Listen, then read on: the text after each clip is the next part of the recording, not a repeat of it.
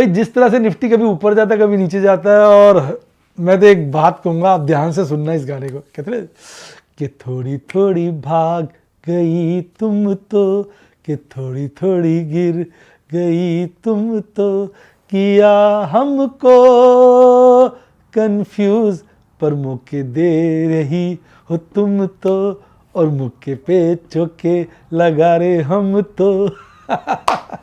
तो ये निफ्टी जो है मौके पे चौके दे रहा है। बाजार क्या है, कभी ऊपर जाता है कभी गिरता है, हमें कंफ्यूज करता है पर मौके देता है, और मौके देता है तो हम वहाँ पे चौके लगा ही दें।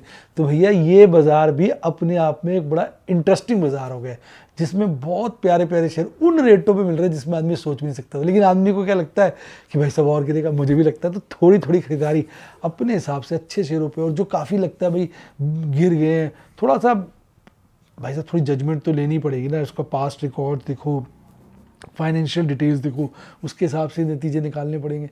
तो भैया मेरे हिसाब से मौके तो बाजार में है, तो सीधी सी बात है, थोड़ी थोड़ी चढ़ गई तुम तो, कि थोड़ी थोड़ी गिर गई तुम तो, दिया मौका हमें जो मारेंगे चौके रे हम तो। भाई तुम मौके दे तो हम तो अपने चौके लगा ही रहे हैं। बाकी देखो सब्र से ही सब्र का फल मीठा होता है।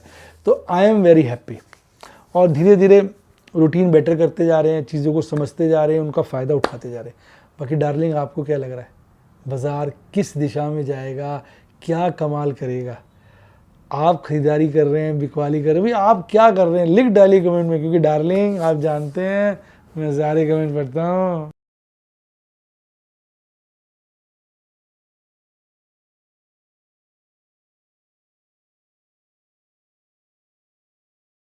शेयर बाजार में एश्योर्ड या गारंटीड प्रॉफिट की उम्मीद नहीं रखनी चाहिए, या कभी भी किसी भी वक्त कोई भी अनएक्सपेक्टेड इवेंट की वजह से बहुत बड़ा घाटा हो सकता है, जिसके चलते आदमी की सारी पूंजी तबाह हो सकती है और वो फेल भी हो सकता है। शेयर बाजार बहुत ही खतरनाक जगह है, यहाँ एक भूल ही फाइनेंशियल तबाही के लिए काफ़ी है।